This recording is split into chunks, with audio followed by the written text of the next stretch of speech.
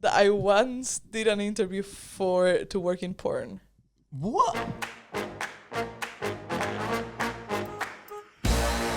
Hello and welcome to the Thursday Open Clap. Welcome everyone. Welcome those who don't really like to drink, like us, I guess. Welcome. And those who love to be in bed by 10 p.m. or like Brandon, watching TV until 1 a.m. Hi Brandon, how you doing? Good evening. Good This is an inside joke that no one is going to get. Yeah, no one's gonna get it. But the person who will get it will be laughing. Yeah, last night I went again at 2 a.m. So yeah. Yeah, you like that every day. Yeah, I love it. It's my club. Great. In the menu today, we have, like always, our highlight of the week. Then we are going to talk about, like we promised in the last episode, how we we'll preface it before we speak about a lot it. of caveats. Yeah, there's a lot of caveats. There's a lot to say. But yeah, and then we're going to do a little game that I have prepared for you. You have no idea, and I think you're going to be really shocked, to be honest. And then finally, we're going to answer a question that I have no idea what it is. What's the question that we're going to answer at the end? So my question for you today is, what is the best advice that somebody has given you that you use daily? Okay. Sounds good. I have it in mind. Do you have it? I do have it, yeah. I think if I do the question, I already know my answer, but I don't really know yours. I don't know. I have a couple of answers in mind. But that will be at the end of the podcast. Yes. All right. So tell me, what was your week like? Were you in London? Because I think you were in London. No, that's my highlight. As we spoke last time, in our job, we travel a lot. And this week I had the chance to go and shoot up in Birmingham, which is a lovely place. I have to say, like, I think it's... Is it lovely? It's amazing. I'm not joking. I'm not being sarcastic. Like, I got into this the station, and it's like, I thought it was going to be like King's Cross Station or something like that.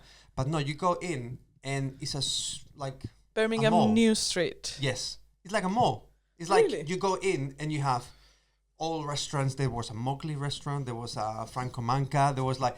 All of Brandon's favorites? all my favorites. And I was there. It was like amazing. I was like, this is the best place. And it's like everything is clean and everything is well organized. It didn't look like... I think we are used to London, that everything is like King's Cross is good, yeah, then Paddington, yeah, but everything looks like... It's so messy and overcrowded, yes. I guess. But you got to Birmingham and everything was organized, the queues, the people, everybody was like waiting on time, the restaurants were all open. It was lovely. That is really odd because, you know, Birmingham doesn't have a great reputation in the UK. That's why I'm saying it. I have a friend who lives in Birmingham and she commutes to London a couple of times a week. Oh, yeah. And she doesn't have the best things. She doesn't. Well, that was really my highlight. I say- loved it. I went there for work. It was not in Birmingham. It was close to Birmingham, but I had to go there for a photo shoot for a chef. And Nice. I love it. I didn't have the time to enjoy the supermarket. Well, The supermarket. That is what we travel for, Yeah. guys. Because I thought like maybe the trains would be like delayed or something, but everything was fine. So then I was just... It's not because of Birmingham. It was just like a random good day, I think. Yeah, maybe it's that. But yeah, I love it. 'Cause, Lovely place. Last year when we went to Leeds, everything was delayed. We got there like 3 hours late. Ah, yes. And got home like 4 hours late after we were supposed to. It was mad. It was It's not mental. that far, Birmingham. I thought it was like a 4-hour thing, but No, it's a 2-hour, yeah. right? Yeah. Yeah. I think 1 hour and a half maybe if you get It's the fast less train. than Manchester, but yeah. Yeah. So it's a lovely place. Lovely That was my place. highlight. Amazing. What is your highlight? My highlight was that we have filmed the 300th episode of Happy Mum, Happy Baby. If no one knew, we work in Happy Mom, Happy Baby. There you go. Third episode. I mean, you're not in the videos, so we basically did a I'm lot behind the balloons. But the thing is, we did a lot of the behind the scenes videos, and I'm in some of them, but you're not in any. I feel like I'm in almost every video all the time. To be fair, Yeah. yes, you're in videos a lot, so I was like, that's fine. And you are at the end of the episode when you give G the illustration on YouTube. If you put it, obviously you can just hear your voice and you can see you giving it to her. I didn't So see that you're in that part. Yeah, Alright. you didn't watch the whole hour and a half of the Yeah, episode. I sorry. see. But yeah, that was fun. For me, life was really hard that day, and I was really glad that you were there. But I think everything went well. I was just like out of my It was everything like a big surprise. I guess you were preparing for this for a long time. This was not like... Yeah, so we got an email from our producer probably I want to say October last year, Wow. being like, we need to prepare for this, da da da. And then from December, we were like, hey, so this is what we're going to do. And everything kind of fell into place, to be honest. And it was 300 episodes. 300 episodes. And it was nerve wracking because obviously I'm usually in the studio. So I had to be pretending a lot. And it was just hilarious, to be honest. I love in the video when the G turns around and she says like, are you filming me? Why are you filming me? Yeah, especially I had told everyone, I'm going to film her, but I'm going to be so quiet. She's not going to realize. I'm going to be super sneaky. And I was clearly not, because you can see me in the video being like, phone in your face. So that was hilarious, to be honest. But it was worth it. I think like every step that she took, it was like a surprise after surprise after surprise. Yeah. And in the edit, it came out like it was really, really good.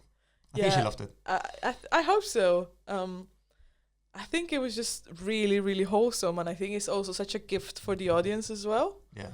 So I'm just gonna keep that, and to be honest, it was just so nice to work to do that. You know, like Yeah. It was obviously more pressure on us, but you were also there helping me and taking the pictures and filming and making sure everything was ready. But I think it was totally worth it. Yeah. Yeah. Highlight. All right, should we move on to how we cover people's like after? You said 1,000 times that you're gonna change how you. But I don't know how to phrase it. I don't know how would you phrase it. God, no, I don't know. So basically, I'm gonna preface it. Basically, Yeah, I think it's explain gonna why. make sense. So in our job, obviously, we film and especially also edit a lot of content about people that are relatively well known and people who aren't. Like everyone. Both, yeah. But in that editing process, you also have to protect the person. And I want to caveat it by also saying that I think it's something we do and we're really proud that we do it because we want to help the person, but also be portrayed the best possible. Yeah. And I think that 99% of the time, we do it with the best intention.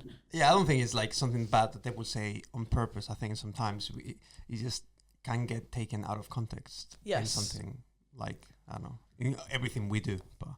Do you remember any instances? I don't want you to name people. I'm gonna name the people. Fuck off. And now you're gonna put a bleep on yourself. Yes, mama. You're fucking cracking up. I was just thinking that. You're cracking up. I mean, I think one thing we can say without naming is nudity. We have blurred or altogether cut nudity out of what videos. kind of nudity? That's it. That's the key. Nipples. Yeah. Oh yeah, that's all the time.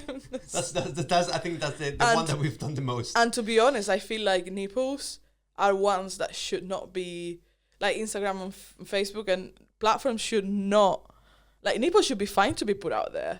I mean, men are without any kind of shirts. Yes, and they're okay. They're absolutely fine. Why women are not? Yeah. So I completely disagree with that one. But I think if the person is comfortable showing them, I think it should be something that is not censored. But yeah, full nudity is well about to cut. But we're not gonna enter into that. Did I tell you that I once did an interview to work in porn? What? I have never told you this story. In Pornhub or what? Where do you? No, I thought it was in Pornhub. I think Pornhub is banned here in the UK, no? It's not allowed in the UK. Maybe people don't even know what it is. We will not say that. I'm not gonna answer that. So you did an interview? So I was in uni, right? So I started freelancing and after working in a restaurant for a year and a bit, and I just needed to get any kind of job editing, right? So I don't know why I went into Craigslist. The American website? Yes. So there were like very few ads in London. I was like, well, porn should pay really well, right? So it was really weird, but basically... This is getting off. Oh, God. Basically, I applied and I got called in for an interview in central London, I think it was Marylebone. Oh, so it was an American website and the ad was... It was for London because you can still filter it by location. Yeah. But there was like 2 or 3 things. There weren't many things because obviously it's not really used in the UK. It's not known here, no. So I went to the interview with my ex's best friend. Because I was like, I'm not gonna go to a porn interview by myself. Imagine what you have to do in that I was interview. like, I'm 20. So I kind of introduced her, and she was just kind of. I was walking with this guy who we were talking about it. He invited me to like an orange juice or something, and my ex's best friend was following us. So is it like hiding? Yeah, no. I introduced them at the beginning, and then she just let us talk. All right. But yeah, he was like, yeah, it was £15 an hour, which for 2017, 2018, That's pretty good. it was a good amount of money, because I think the minimum wage was around £8 then. And yeah, they took me into a basement, but they didn't really show me much, and we were just walking outside. Imagine if you're just walking and they're just doing live the thing, and you have They to. were like, you have to be comfortable, and I'm like, sure, yeah. I mean, I guess I had to be comfortable editing that, so that was hilarious. I never thought about the job of being an editor for a porn movie. Imagine. But what's the idea of the? How do you get that interview? Like, did they ask you? Have you ever done any work on No, just anything? looking for editors to do this. Wow. Yeah. I don't. I wish I remember more, but that was it. And I never got called back, and I never insisted, to be honest, because it was really awkward. Well, all right. That's I didn't know that. Yes, that was hilarious. But you know, because I think my thought process was, what is something that can give you good money, and there's not that much competition to get into. That was my. I guess if you get in that kind of circles, the money will be really, really good. Because if you get to be a really good editor and well known for doing movies, Yeah. you could get a lot of money. I know, right? Where was it? The interview? In Marylebone somewhere. It was central London. That's Because for Marylebone sure. is not an area that you think of. No, and they took me Porn. to a house, into like a basement. It was really odd. So when you walked out, you were like, No, that went well? yeah. I mean, I don't know. I genuinely don't know. Like, I feel like I was too young to even process what was going on. That is mental. You didn't know this No, story. I never knew that. No. It's the first time in my life I said it. No? Yeah. So So yeah, you covered some asses there. Yeah. That's Yeah. it. That's the main thing. that's the main thing. Thankfully, they didn't set me a task to complete. But I think I would have done it. Would you have done it, especially starting out? Yeah. Yeah, I wouldn't mind it. As long as it's safe and it's not like... It's as ethical as possible. Yeah. I guess. Yeah, because if it's a weird porn or something, I don't know. It's an industry that makes a lot of money in the world, so... Yeah, I guess. Don't know. Never thought about it. This is the first time I'm thinking about it, so... Really? Yeah, I never thought about it. Oh, No. I feel like I never even thought about the job. I've seen directors who direct porn movies, so... yeah. But not the editors. That's a good thing. So what, we cover some nipples, some nudity in general. But I think the most we cover is what people say sometimes that can be misinterpreted, especially. Yeah. I Yeah. can put some examples. Like Yeah, go on. I've done dubbing for videos. So when they say something like bollocks, and they don't want to say bollocks, you have to go to them and tell them, okay, say something else that sounds like bollocks. Yeah. And then I had to put it in and then make it sound and do some editing to make it look like the mouth fits with that. So that's an example of like I've done a few times already, because sometimes you have the talent and then you don't have the chance to be shooting with them again, and maybe they say a date for a show or something, and then they are not available. The day is wrong, or something like they change the date for some reason. So I have to find a solution. So I've done that a few times. And brands as well, we have to cover yes. them. Yeah. Some brands cannot be on screen. I've used a lot of, not recently, but last year quite a lot of times. I had to use After Effects to cover things on the ground. So when you're shooting outside and there's literally maybe like cigarettes on the floor or something like that, and they're doing a brand deal, but when you are with the camera, You don't realize. realize of that. So when you're in the editing room, you see like packs of cigarettes or other things. So then it's just kind of like I had to. What do you mean condoms? I mean Condoms, yeah. we are in the. I Sure, feel yeah, like we say I feel nipples like and everything. I don't we've think. said nipples porn. I don't think condoms is an issue to say in this podcast or this episode especially. So I had to do After Effects, so it's like going into Photoshop, track that area, then mask it, then it's a whole thing. So yeah, we've done that a few Generative fill. times. Generative fill. Yeah, which sounds like it's a lot of AI, but it's not. It's a lot of manual labor. Yeah, it's a lot of people think it's just like click. One day we will do an episode of based on AI. I feel like it's going so fast that it's gonna be crazy. But anyway, I was gonna say something that I have done. It's not like covering anyone's asses, but I guess it is in a way. When you film something and the background is the wrong color. Yeah. And I had to rotoscope You've done quite a lot of that. loads and loads of videos. That was mental. And change the background color. God, yes. That's I a remember lot. those days, yeah. Yeah, right? But yeah. Anything else? Should we move on to the next section? I mean, I think it's one of the key things of our job, as we say many, many times. I was talking to one of my colleagues as well at work, is our job is about finding solutions all the time. Mm-hmm. We are not only editors or producers or directors. Like, a director's job is just to fix any issues that come up. Because if you go and you have your talent and you have actors or whatever, you're shooting with them, they have to learn their script. They do their part. Mm-hmm. But then when you get to shoot, always something happens. Every time we shoot something happens. It could be like the camera stops working, the talent maybe forgot, or maybe the script has changed, or maybe you thought you were doing something else. Yeah. You were doing Remember, a porn. we were doing what?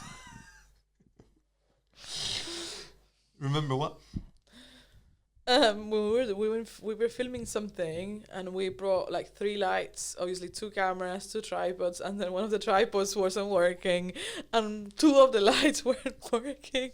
That day was mental. And we're like, okay, so because this light isn't working, we'll use the light tripod for the camera and and then we fixed it. I was just like that day, every single step was like going wrong. Mm-hmm. But then we made it work, and then you realize like you always need less. Like, but I think that is the main thing about our job as well. Like when let's say you're filming with 2 cameras, ideally you bring 3, but like you always need a backup. So let's say I film with 2 cameras, I get 2 batteries and I have the charger and I also have connectors to plug them in.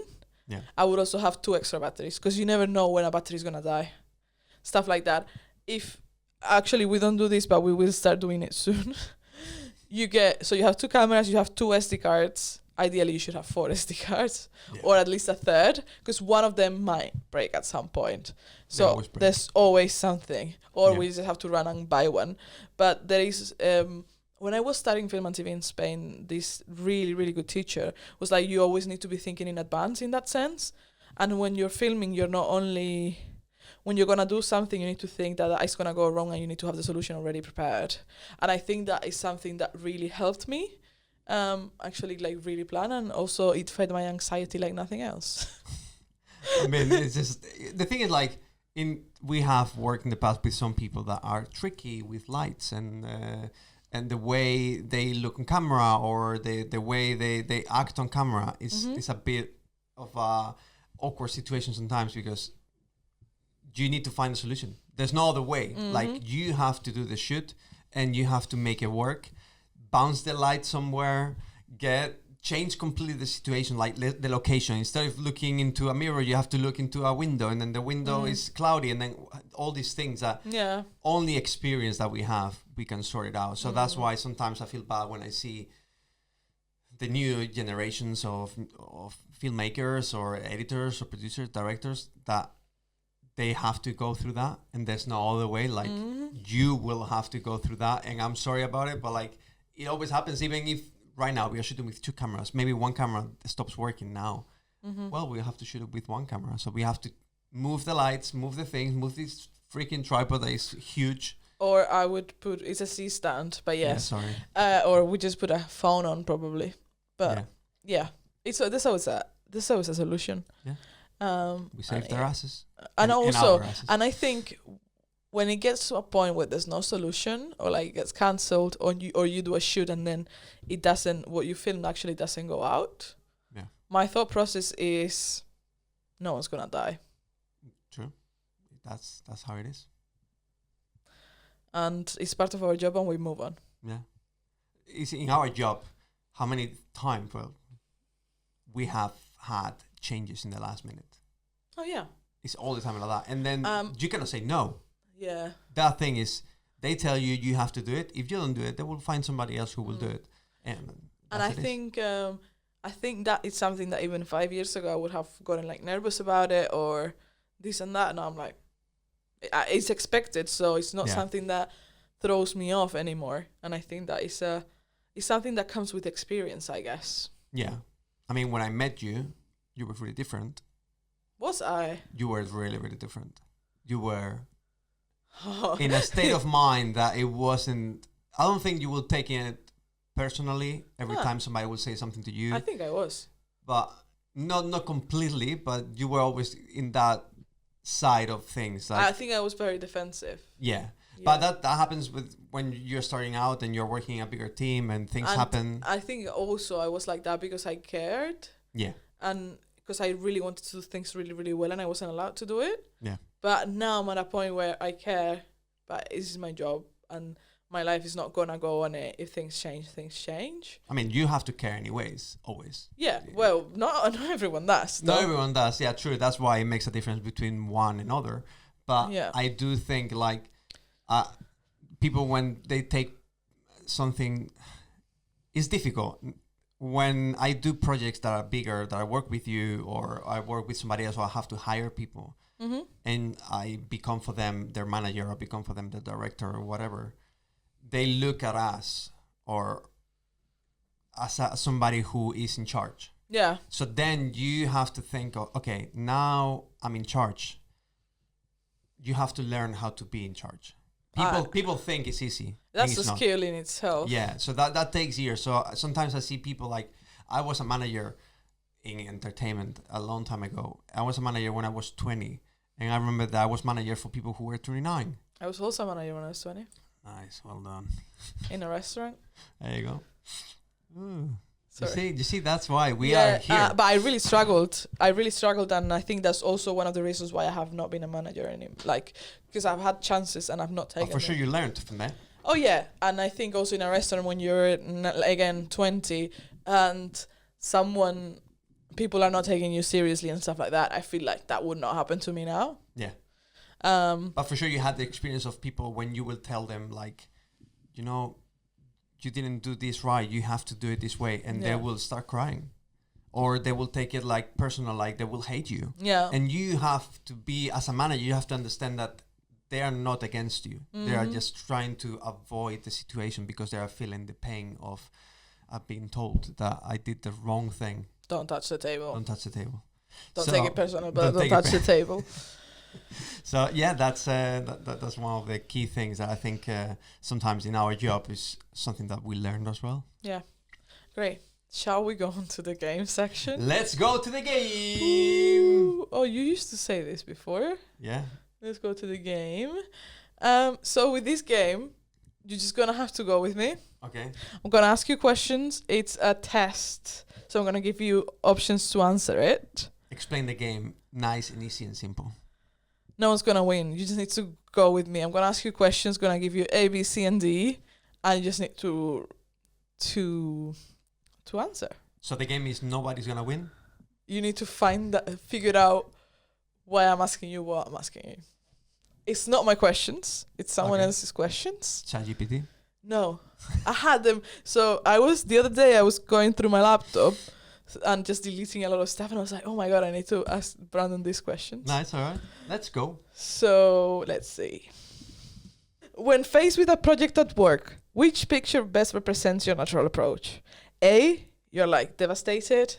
B, you're Usain Bolt, running super fast. C, you're looking at all of the plans and kind of stopped. D, you are in a group. Try to think how to figure it out. I will say it's a mixture of C and B. Okay, so you plan, but you go ahead. Yeah. Okay. If a colleague repeatedly misses deadlines, affecting your ability to meet your targets on a critical project, how does that initially make you feel? Curious, frustrated, angry, or empathetic? I would say I never get mad or anything. That's a lie. No, work-wise, no. But No, I would but I say know what you mean. I would say empathetic and as well frustration sometimes. Okay, fair enough. Do you not know where I'm going with this? No. There are 35 questions, so I'm trying to find. Select the 3 factors that matter most to you professionally. Your team and those who work being happy, having sufficient time, encouragement, and guidance from a supportive line manager, ensuring the company upholds strong social and political values, beating close competitors and becoming number 1 in your industry, making sure every single piece of work you produce is perfect, being recognized for the contributions that you make, avoiding burnout and working at a sustainable pace, leading and inspiring others to achieve their best. Do I have to choose one? 3, but God. I will just say tell me a couple. the you first remember. one will be the people being happy Yes. at work. Then hitting the goals as a team. I think there was one. Mhm. And then what was the last one? Leading and inspiring others to achieve their best. That one. Yeah. Amazing. Okay. Having a healthy work-life balance is important to me. 1 to 5. 1, strongly disagree. 5, strongly agree. Let's go. Which one? You already know. It's It's- difficult for me. No, but like just be honest. I've told you there's nothing wrong or right here. No, I know. I don't think I. All right. Let me explain. I do think that in my mind, I do have a balance of work and life, but I know that others see my life from outside. They see that I'm a workaholic and that I'm working all the time, which is true. Yeah.